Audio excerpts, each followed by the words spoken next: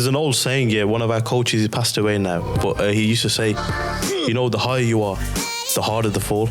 I had to take a step back, come off social media, take a break from bodybuilding. But what actually went wrong? One thing after another. It started actually with me being at the peak of everything. And I believe my ego got on top of me. So how old are you at this point? 24, I'd say. And it was a lot for me to have. You know, like growing up in the ghetto, as you'd say, or more urban areas, to then having tons of money, having full flexibility and freedom, having a great girl, great car, everything you could want, and my career's going well. Sometimes it's too much to handle when you're on your own.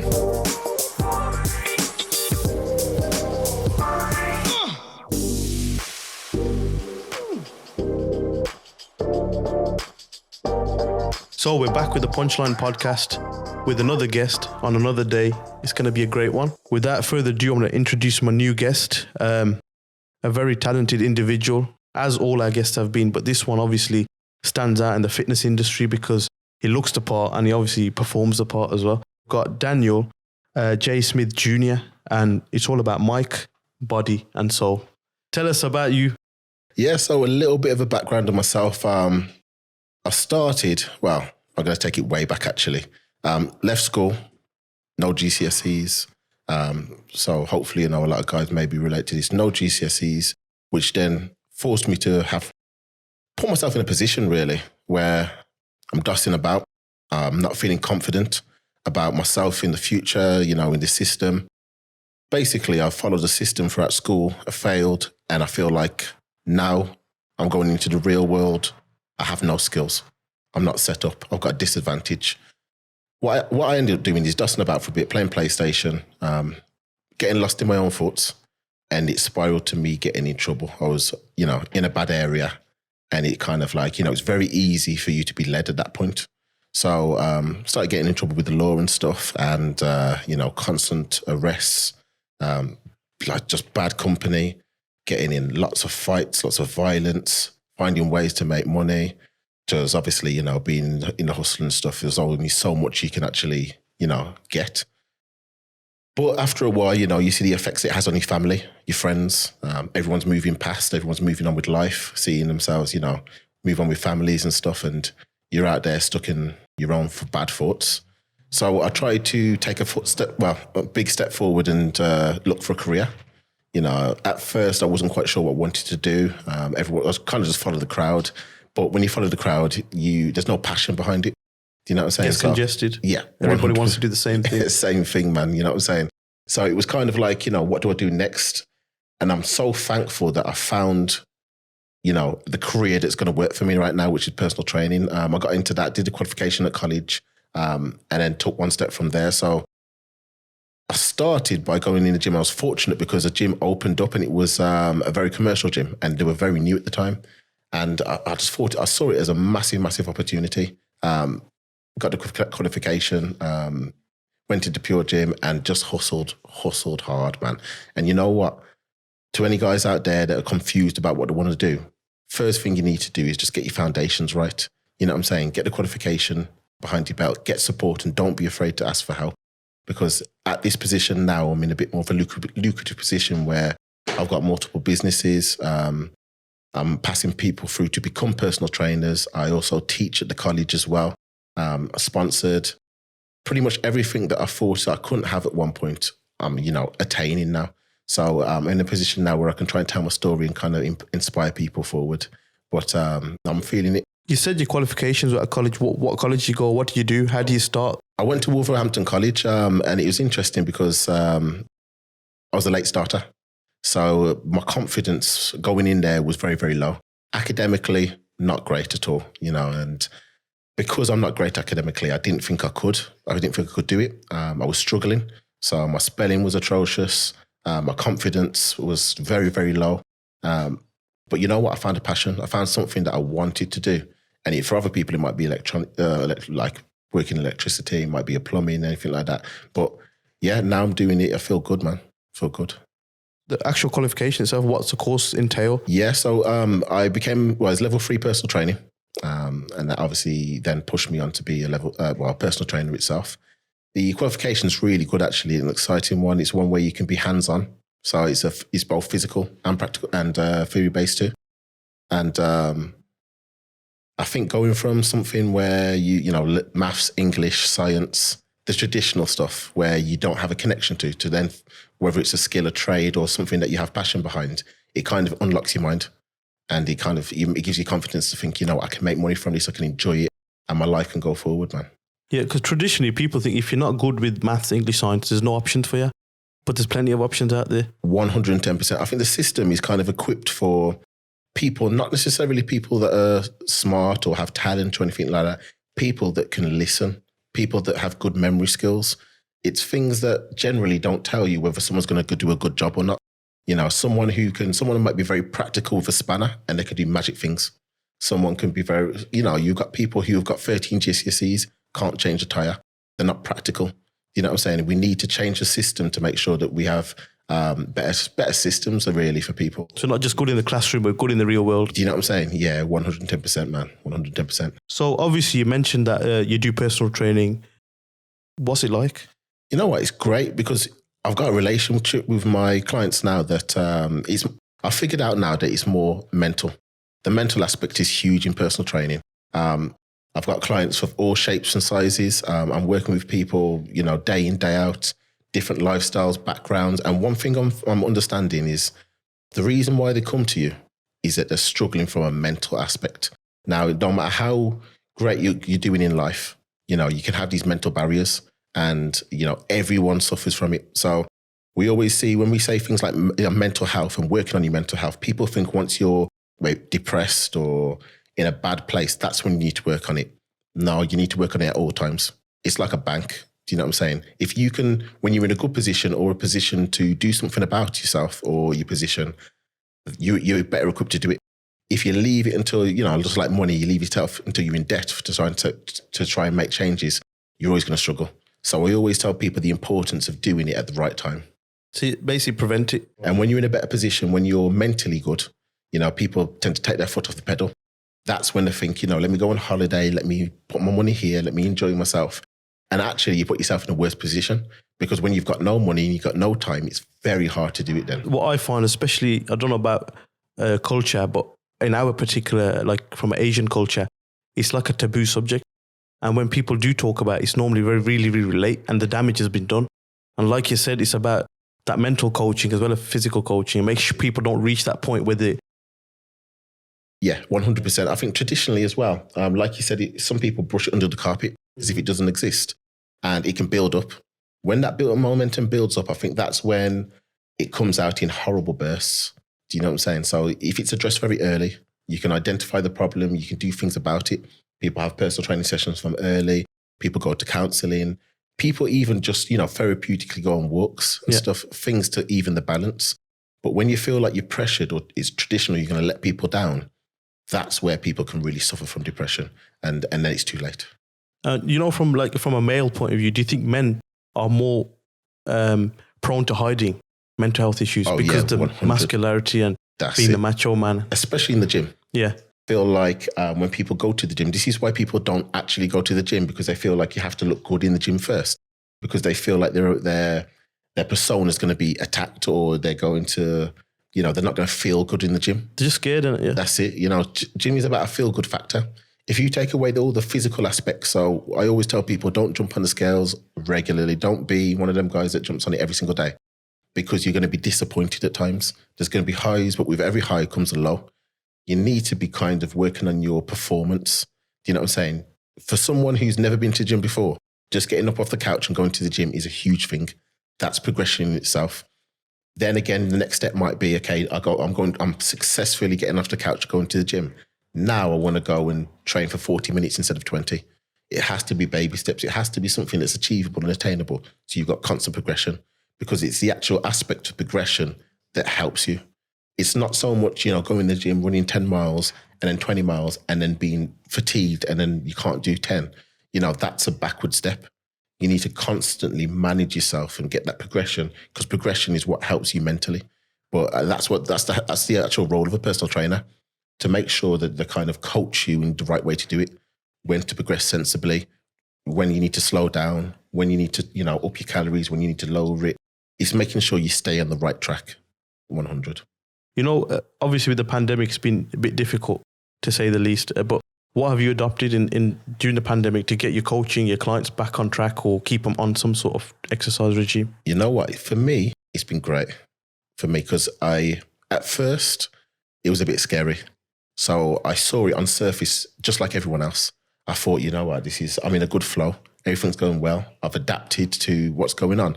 And now you put a spanner in the works. People can't come to the gym. People are going to be wary about online training. People are going to be tight with their money. So many different things will cross through your mind when you're trying to excel in a career or a business.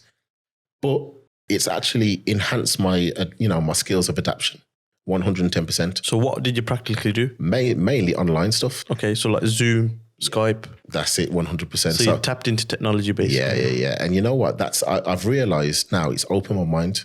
It really has. Before I was working long hours, face to face, going into the gym, traveling to work, coming back. And I realized just how much time I didn't have to myself. Now that I've adapted and done online sessions, the clients are finding it easier because they can literally plan a lot better. They don't have to think about the demotivation of not being able to get up and go to the gym. They get up, go in the living room and we can, push for a session. It's very harder to cancel then. There's less excuses. So I'm finding less cancellations. I'm finding it's more practical. It saves money in terms of traveling, getting to the gym or having a membership as well. And generally it's more intense because you can't walk around to different machines. You're actually in one place and it's been back-to-back movement. So obviously it's going to be an element of diary management, planning sessions. What I find from a coaching point of view, because as a head coach, I always look at my coaches and they always have good training plans and exercise plans, whether it's for the session, for the week, the micro cycles and macro cycles and meso cycles. I think you know all that, but for the viewers out there, it's a different language, but there is a technical element to it that obviously people don't appreciate. 100%. It gets really technical. So if I could take it back a bit, when I got into personal training, I was very passionate about it and I got fully booked. Now, I was competing on the side of it as well, and competing was always my number one priority.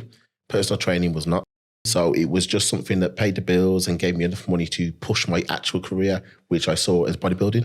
And I'd done, traveled the world, became world champion, did all kinds of stuff, sponsored by the biggest supplement company in the world. And I was on a massive high.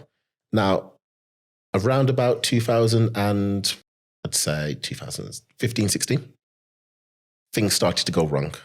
You know what I'm saying? It happens to the best of us, and that's where I took a bit of a downward spiral. I went from having everything, the money, the cars, the house, everything, the girl, and just losing it all, from one decision to another, and it causes a domino effect. And ending up in that position caused me to have a negative effect on my mind and my mindset and how I feel about myself, regretting decisions, not having confidence in decisions, not being able to move forward in life. It's just one thing after another. And then what happens is, especially you come back to when you said, do you think males find it harder? I didn't go to anyone for help. I felt that I was this big bodybuilder. I can get over it because I can deal with it. Yeah. As an athlete, I'm so used to doing it, feeling tired, so I don't go to the gym. So I think, no, get up, just go to the gym. I'm always constantly motivating myself and re-motivating myself as well. So I always think I can do it. And I think that's what's helped me to become a world champion. So when I take in other aspects of my life that are not related to sports, I guess as a male, especially as well, you think you can do it. So no matter how tough it gets, because you've been in really tough positions as an athlete, you always think you can do it. When it gets to a point where you're like, everything's bad now, things have gone too far, I'm starting to hate myself. I hate all decisions I've made. I regret decisions. I'm constantly looking back in the past. I don't feel confident I can move forward. And you know what? It's only getting worse. I can't pull it back now. You know what I'm saying? And I had to take a step back, come off social media, take a break from bodybuilding. So what actually went wrong? One thing after another. It started actually with me being at the peak of everything. And I believe my ego got on top of me. So how old are you at this point? At this point, I was 24. So fairly young, yeah? 24, I'd say. And it was a lot for me to have, like growing up in the ghetto, as you'd say, or more urban areas, to then having tons of money. having full flexibility and freedom, having a great girl, great car, everything you could want, and my career's going well. Sometimes it's too much to handle when you're on your own. You know, in your mind, you're on your own, shall I say. And got the better of me. I started, you know, being in a relationship, but talking to other girls. I started distractions, more than anything, yeah. You know what I'm saying? Then I started, like, you know, spending money. I've always been good at money management. I started being extravagant and just spending money on just things. Lost that discipline, yeah. That's it. These disciplines were slowly, one by one, falling apart. But you don't notice. You don't notice until a repercussion comes. Do you know what I'm saying? And then boom, it's happening. You're like, okay, I've got to adapt. And then it's just a domino effect. Do you know what I'm saying? It can happen to the best of us. I've been so well grounded and disciplined for a long time, and then it can just get too much sometimes. So I believe I needed that lesson to learn from it and come back stronger. But at the time, it felt like the weight of the world was on my shoulders, 100%. And there's an old saying, yeah. One of our coaches, he passed away now, but he used to say, you know, the higher you are, the harder the fall. And like you said, if you had everything, that's what makes you, I suppose, appreciate what you had, because you had everything and it's just taken away like that. Taken away. And it can be split decisions. Yeah, and you reflect on the hard work, the graft to get there. Yeah. And it's just like an edge of a cliff. 100%. And I think it's hard for people to, you see, if someone's not passionate about training, even the thought of being successful is actually daunting, because they think, right, I could train for 12 months, give everything I've got, and I could put the weight straight back on. This fear of success, you know, is something that someone else like myself wouldn't think of, because I want to get there and I want to maintain it, but people wouldn't want to maintain. They're actually trying to achieve something they are scared to maintain, and that's a bad trait. And that's come from maybe something else happening in their life where they, you know, maybe they got with a girl.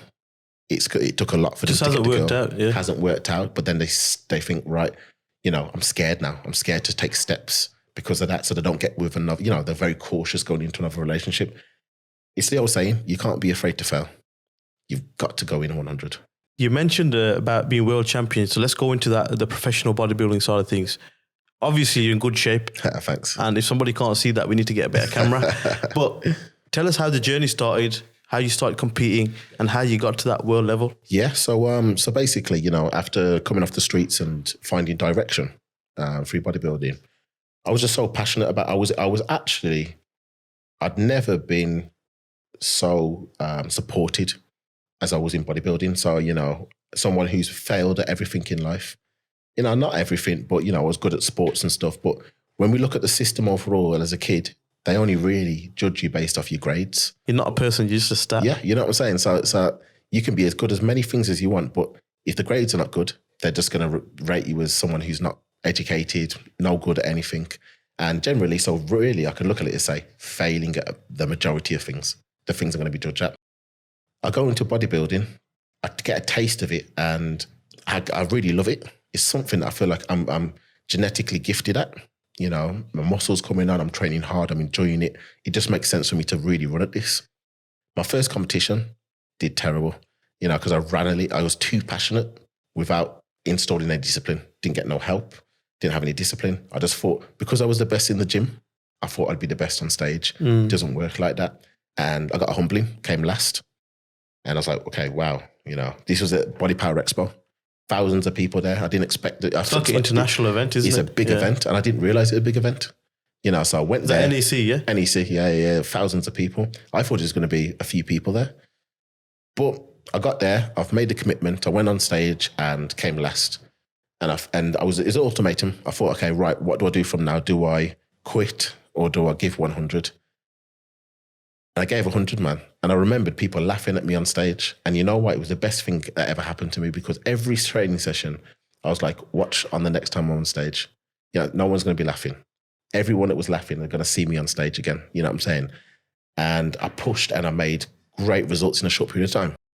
I then applied for the toughest qualifier, which was the last possible one you can have on the same season.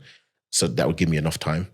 And I came second. I came second to the British champion, which was really as good as you can do, beating some really good guys. And then I says, right, I want to go again. So then after the British finals, I went for the Stars of Tomorrow and came second in that as well, which qualified me for the next year. And I said, I'm done with coming second, man. So it was about 6 to 9 months until the next season. It gave me a good amount of time to go off season, build some quality muscle. And I made a substantial amount of muscle, gained a substantial amount of muscle in that short period of time. Competed again. And that year, which is 2013, I just went competition after competition after competition, winning all kinds. Relentless mode. Yeah, relentless, man. Won pretty much everything in every federation. And people started to notice me in such a short period of time. It was like everyone was thinking, you know, my name was out there and stuff, and thinking this guy's going to go far. And it really, having that success and having that, you know, support after never being supported in life gave me that extra push. You know what I'm saying? It was me now. I knew my purpose. I knew where I wanted to push myself, and it was there. I was clear. And you know, when you're clear on something and you have full confidence in it and you know this is what you're passionate about, you're gifted in it, and you can put in the work to get the results, it unlocks something different. It unlocks a different type of craft in you. And I just went from strength to strength to strength. Started winning UK championships, the world championships, traveling the world and stuff. And it was amazing. But after a while, the hunger did go a little bit. After I'd won 2 world championships and a few UK championships, because I started looking at my life and I'm successful in this, but there are so many other things in life that you want to look at. And I'm like, is this a distraction or is it what I need to look at? And that's where it became difficult a little bit. I'm getting to an age now where I'm not too young anymore, you know, and that's where I think I was winning and I won and I pushed myself to win. And that's where the ego hit me. You know what I'm saying? It's like, instead of me thinking I'm disciplined, I'm just going to keep grounded, I started looking at all the things I've achieved, like through whether it be financial, you know, all the people that were respecting me, the girls that were giving me attention. I started looking at these things instead of the actual goal itself, which is to continuously do what I was doing to be successful. And it was working. So why stop? But sometimes you just get wrapped up in distractions, don't you? And that's where it hit me, man. That's where it hit me. So, you know, when it comes to competition, looking back, is there any like strange rituals or practices you used to have on competition day or anything that was a bit different that made you stand out? Do you know what? I always say to myself, when I look back now, the things that I did differently to other people, what I think when I analyze it now, is being completely tunnel vision. You know, complete tunnel vision is key to anything. Because if you can set a plan on pen and paper, generally that plan that you've set and you set time to plan it, that's what's going to make you successful. It's as simple as that. You've took time and you know the game, you know what you're capable of. No one can write it better than you. What goes wrong is the other things that get in the way. So you can say, right, I'm going to do this on Monday, that on Tuesday, and allocate time with certain hour slots or whatever. Now, you look at it on paper, that's guaranteed to be successful. If you just did that, guaranteed to be successful in the next 12 months or whatever it is. What can happen is if you're not tunnel vision on that, you might say Monday at 12 o'clock, you're supposed to do this, and then you allow someone to get in the way. And then suddenly something else has to be sacrificed. If you can factor in everything in your life, the kids at that time, someone's going to pick up the kids, it could be date night, it could be whatever. Everything is as structured as it can be. Obviously, there's a bit of leeway and stuff, but if it can be as structured, you will be successful. It's just a guarantee because 90% of people aren't doing it. So that you put yourself in a 10% category and only those 10% categories are truly, truly successful. And you know what? Some people can make it look easy because they can just do it. They could just write it on pen and paper and do it. And it sounds easy, but there's so many things in life that can distract you. And sometimes you just have to allocate time. And the next 12 months can open up a complete different future for you. The next 40, 50 years could be golden if you just live a bronze life for 12 months. And I think that's what I did. And when I failed, or should I say got distracted and my mental health started being affected, was when I went away from that golden tunnel vision and started looking at everything, you know what I'm saying, and trying to get too many things in at once and losing touch with what got me there in the first place. You talked about planning here. I find a lot of people will, what I call, jump in the deep end. And instead of learning to swim, they learn to drown. And like you said about planning, a lot of people won't sit down and make a plan, and they won't make a realistic plan. Some people will just copy somebody else's plan. That's not for you. It's not something that's one fits all. It's got to be structured to that individual. And like you said, you got to factor in your own circumstances, like family, work, other distractions.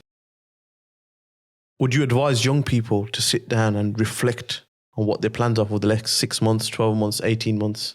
110%. I say if you're a young guy with a goal, a vision, you want to do something with yourself, strengths and weaknesses are your first thing to analyze. So it's crazy because people that don't have confidence in themselves look at all their attributes, but they look at the wrong ones, or they look at it in the wrong way. So I'm going to give you an example.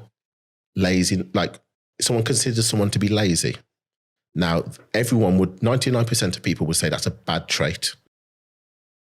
If you're going to lay down loads of things and say these are all bad traits, someone's just going to think everything's a bad trait. Someone who is, let's say, laid back or lazy and doesn't want to graft and do labor, they're better equipped for a management role. They may have skills in or like the way they instruct people. So it takes somebody overlooking them, could be family, could be friends, and say, I know you don't want to graft, and I know that you're likely to give up. Let's take a different approach. Let's say, do you have any friends that you can, you're better at structuring things, you're better at saying, you're better at planning, you're better at video editing or whatever it is, yeah? And just be like, okay, you're going to be the practical side of it. You're going to be the guy that enforces things, and we're going to work together as a team. But if you're going to be on this team, I need you to just focus on what you're doing. Don't get involved in that or that or that, because that's not your strength right now. When we master that as a team, eventually we can work on our fundamentals elsewhere. Your foundations will build elsewhere, but I just need you to focus here first and then just work on the other things as you go along. A lot of people, they just want to do everything. And what happens is you might incorporate 2 strengths and 4 weaknesses. It's going to drag you down. If you can't get up out of bed at 6 o'clock in the morning, you don't have to, not yet. When you're more passionate about the goal and you start seeing results, you'll naturally want to come out at 6 o'clock in the morning. Do you understand? But trying to force someone to get up at 6 o'clock in the morning who's never done it for something they hate or they're not good at is never going to work. You know what I'm saying? So maybe you start at 10, but when we say 10, it means 10. It's more realistic. If you get up at 10 and start doing these things that you're good at, you know what I'm saying? Then it can be 9. Then you'll want to get up at 8 eventually because you're seeing success. You're enjoying what you're doing. You'll want to get up at 6 eventually. But forcing people, it can get that negative mindset back out again. You know what I'm saying? Some people are just generally good at following instructions, and whatever it is, they'll just follow instructions. But you know what? When you look back at school, and I challenge everyone to do this, look back at the kids who got 12, 13, 14 GCSEs. They might just have been good at memorizing things. Might have been good at when their mum told them to do something, they did it. But when it came into the real world and it was time for them to use initiative and stuff, it didn't work. Because they've always been programmed to do as they're told. They're just programmed. And life don't tell you what to do. No. Yeah. Joe, if you've got a business and you need someone to do something outside the box and they can't do it, it's not going to work, is it? And sometimes you might see some of these guys with 12, 13, 14 GCSEs working in a job that you'd never expect them to. You'd think that this guy's going to be a doctor or a nurse. And you might check out their Facebook profile and they're not that. They're nowhere near that. And then you find somebody who left with no GCSEs or there was a DOSer, and now they're a plumber, they've got their own plumbing business, or they're, whatever they are. You know what I'm saying? They're smashing it because they didn't have any choice. They had to find their strengths and they had to work on it. Whereas everyone else, following instructions, were just told, if you pass your GCSEs, you're going to be successful. And it doesn't work like that. It really doesn't. So, find your strengths, identify your weaknesses. And for now, try and get those weaknesses out the way. Focus on your strengths. And when you're more passionate about your goal, you'll be better equipped to attack those weaknesses or incorporate them into things as well. We're going to go on to, obviously you talked about some people are laid back or lazy. Rest. How important is rest? Yeah, massive. I think rest is important, but there's 2 different types of rest. There's physical fatigue and there's mental fatigue. Now, classic example is if someone's got a plan, and this is why planning is so important. If you say, a personal trainer might say, right, 4 times a week, you've got to train 4 times a week. When they said that, it's based off them already having a consultation with you. How many days do you work? How many kids do you have? Do you live a stressful life? Do you go do any other activity? If it's like, they don't do any activity, they don't have the kids, there's no excuse. It's only mental excuses then. So they can do 4 to 5 days. If after, a couple of weeks, they're saying, 2 sessions they're too fatigued. 9 times out of 10, there's something that needs to be addressed. It's either the mental fatigue, so they need to work on their mentality, or they're overdoing it within those 2 days. They're just going some people have gone 6 hours in the gym as an overcompensation. And that's why it's so important to have a trainer to say, no, 40 minutes. We start on 40 minutes. When you've mastered that completely and you've actually fulfilled all potential on those 40 minutes, then we move to 50, then move to 60. And during these times, it's constant progression. You're only seeing yourself progress, which can only help the mind and the soul. When you run in the deep end and do 5 hours and smash all these goals and your body weight's dropping, and then 2-3 weeks later, you're completely fatigued and you can't lift as much and you can't even get off the couch, it's bad for the mental health. You start getting mentally fatigued because you're confused. You're trying to do too many things. You're worried. Your anxiety comes back up. You're scared that you're going to lose all your progress. And you become mentally fatigued, But physical fatigue is generally fulfilling your maximum potential on a realistic goal, but just peaking. And you're like, you know what? Everything's going well because you're getting stronger, you're getting fitter. I'm seeing your better attitude in the gym. So actually, you know what? Maybe you do need a complete rest day before you get fully fatigued. But I can see the passion is there. Let's have another rest day and smash it, on Monday. So it's identifying mental fatigue and physical. And just to be clear, obviously for clients and people who are enthusiasts in the gym, if they have a personal trainer or they don't have a personal trainer, it's okay to make things easier. Let's say your target for week 4 is a 70 kilo bench press, and in week 3, you're only doing 50 kilo. It's not realistic to go for the 70, is it? 110%. It's identifying, okay, why are you regressing? Yeah, and it's finding, okay, sometimes it might be rest. Sometimes it might be then nutrition or sleep. People don't focus on things that are going to, generally, we could keep the training days the same, but it could be the fact that you're just not eating enough. You're not feeding yourself with enough nutrients because the body reacts negatively to that. And it's like, right, if you're not giving me the nutrients, I'm not going to perform. And if you're not going to perform, that's where it starts to slow down. The processes within the body slow down because you're not feeding it what it needs. Again, not enough sleep, huge. I'd say the majority of people going for goals, it's not the fact that they're not getting enough sleep, it's their patterns are terrible. So the body reacts bad to the patterns. So if you could still get 8 hours, but because 8 hours are unpredictable, your body's getting tired at 6 o'clock, then it's getting tired at 2 o'clock in the morning, and then it's 4 o'clock. It doesn't know when you're going to sleep and when it needs to slow down all the systems in place. Structure. No structure. So it will just decide for itself. So it's like, okay, I think I'm tired. Boom. It will start to slow everything down, get yourself prepared to regenerate. And that could be in the middle of the day when you need to do things. Whereas if you've got a good structured pattern, the body knows when you're going to go to sleep all the time. Even if it's less sleep, it will start to get yourself ready for that. It will start to slow down the process of digestion. Everything within the body works at a slower rate, get you ready to sleep. And that's when you start to feel a bit tired and stuff. So you mentioned about nutrients and nutrition. Tell us what's on the menu on a daily basis for yourself. So myself, at the moment, what I'm doing, first thing in the morning, I have a protein shake. So it's protein shake upon waking. Then I'll train. I try to train as early as possible. It works. My sleeping pattern is much better when I do that. So when it gets later on in the day, my body starts to again prepare me for sleep. So I can go to bed, I'd say about 9, 10, and wake up about 5 o'clock. So protein shake, train. As soon as I finish, it's another protein shake, but with avocado. So I get the protein in, I get the fats in, etc. Then about an hour or 2 later, I'll go for my meal. So after that first meal, so I won't have a traditional breakfast most of the time, only on weekends. After that first meal, so it could be chicken and rice, it could be beef and sweet potato or whatever, it's every 2 to 3 hours after that. So it just depends on how long I'm up that day.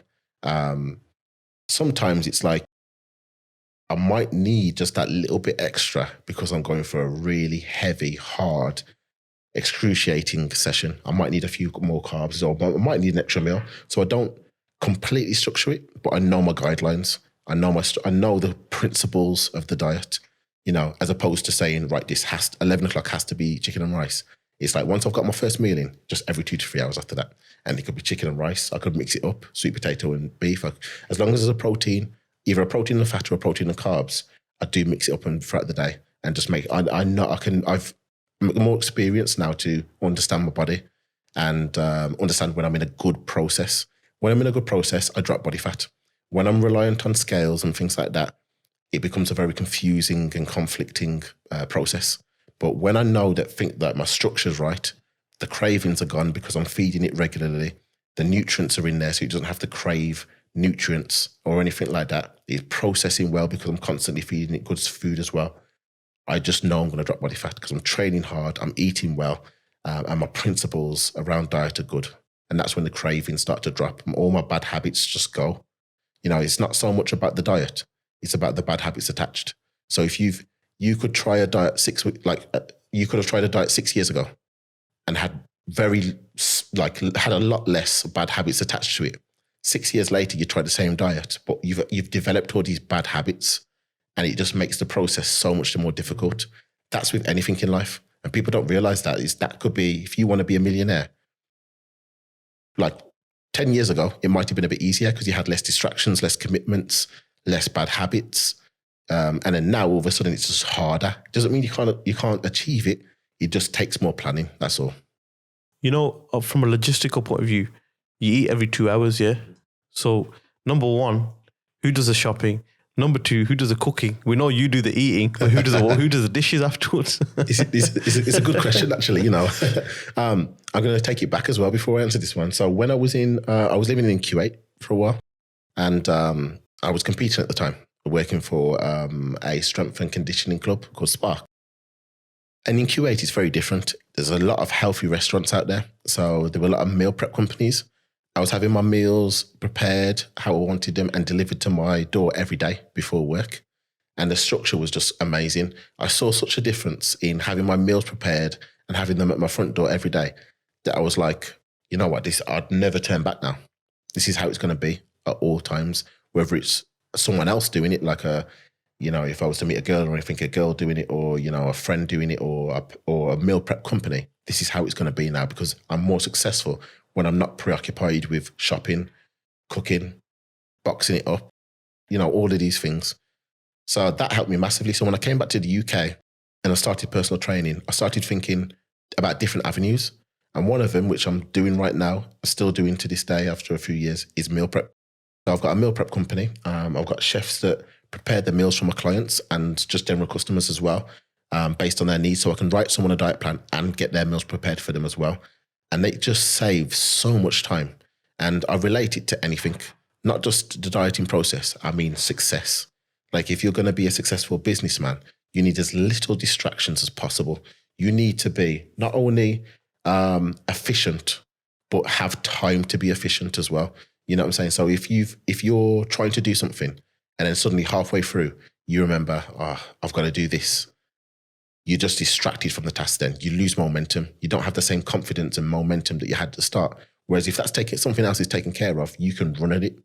You can allocate that time and the chances of being distracted or having to go pick up the kids or whatever is gone. You can just run at it. And the more you can create that time and that efficiency, the better. So having your meals prepared for you, whether it's through a girlfriend, your mom, anybody, is huge. You've got to do it because, yeah, you might be capable of doing these things. So this is where people go wrong. You might be capable of doing something, but it's just not productive. It's not productive for you to do it when you're trying to be successful at something. The old school mentality, the very traditional old school mentality is to do as much as you can yourself so you don't have to pay for someone to do it. Time is money. Time is money. How can you try and build a business if you're doing everything at home?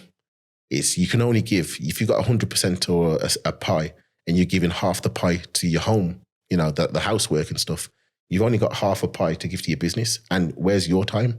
Where's the time for your relationship?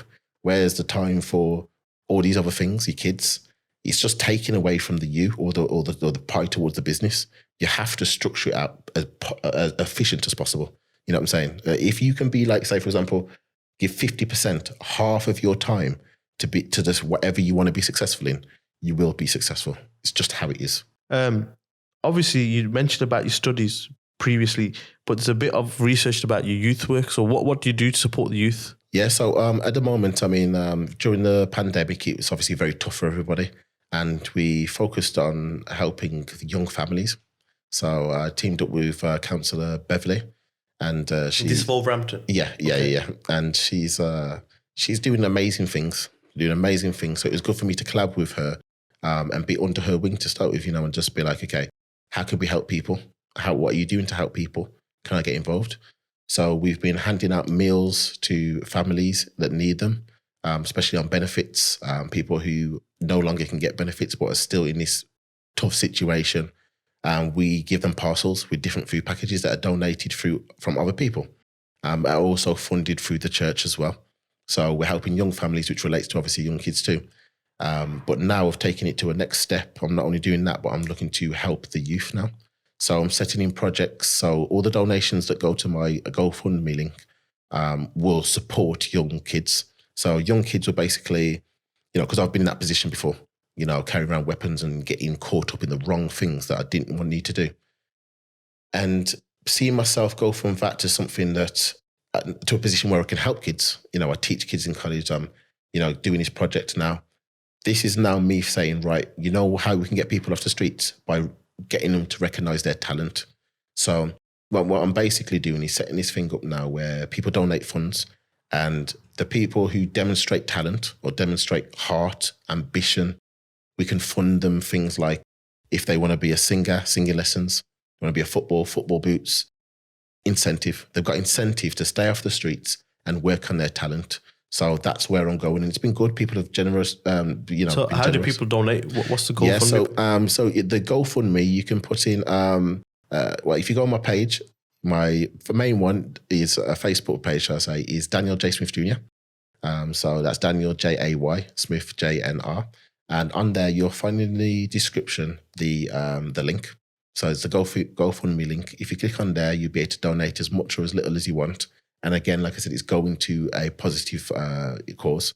So with the Youth Talent Fund, it's just something that I'm looking to start and then get loads of people behind, lots of organisations funding. But first, you've got to do the groundwork and get recognised, get people to forward their kids' skills, whether it be through video or anything like that, pictures, or actual, wherever it is for people to see it and be like, okay, this kid's doing this kid's doing that. And it could be a voting system. We do various different things, and we've got loads of things planned. We've got a good team as well. So, we're looking to push that and make that a big thing. Sounds really good. It sounds exciting, and we'd like to catch up and talk about that in the future at some point, and maybe bring some young people on to talk about what they've done and what they've learned. 100%. Because like you said, that's one thing I share with you, the vision of helping the youth.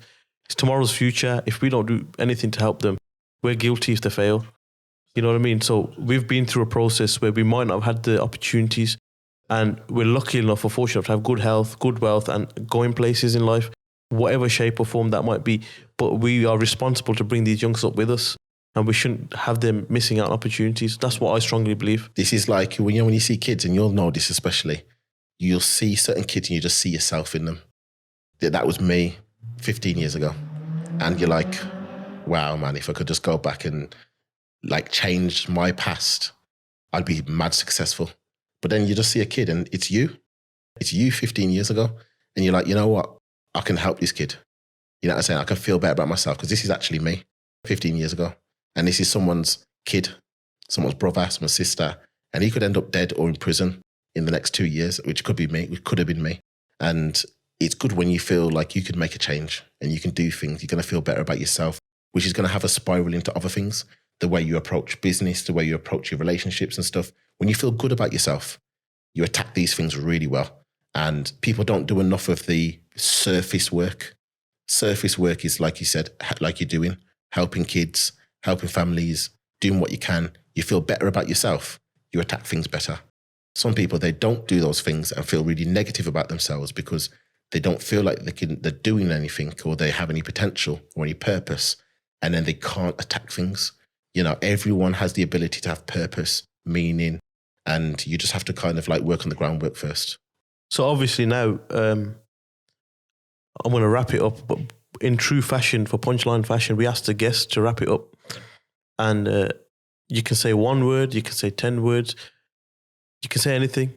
But to people out there, what's the one piece of advice or mission statement or, your punchline? Like our punchline is Mike, Body and Soul. What do you want to say to everybody? Well, first thing I'd like to say is, whatever you just have confidence in yourself and whatever you feel that you can do, pull it on pen and paper. you will start to see things, and do it as many times as you can, keep records of it. Because if you see a pattern of things that you said you were going to do and things that you said you were realistically going to achieve, there's only so long you can ignore it in before you start doing it. So pen and paper, plan it out and have confidence, man, and just run at these things, because everyone's doubting you. You know what I'm saying? Everyone thinks you're a layabout. Everyone thinks that you're going to be below them and they're always going to be better than you. And it's time for you to make that change and prove them wrong. So you have the full ability, because people worse than you have been successful, have turned it around. You know, you have to have that faith and that confidence in yourself. And trust me, once you start getting momentum, you're going to see a different side of you that you're going to be proud of. And once you get that pride, trust me, you will be unstoppable. So just stick at it, plan it out. If you need help planning, ask anybody. Do what it takes to be successful and drop the ego sometimes. Whatever you need to be successful is important, because once you're successful, everything that you thought was going to go against you starts to work in your favor. And trust me, you will never look back. You'll be in a position to help others. You'll be in a position to have all the things that you want in life. And you'll just see a side of you that makes everybody around you proud or want to be like you. So just like I said, just run at it 110%. And hopefully, you know, we'll see yourself, you'll be as successful as you want to be.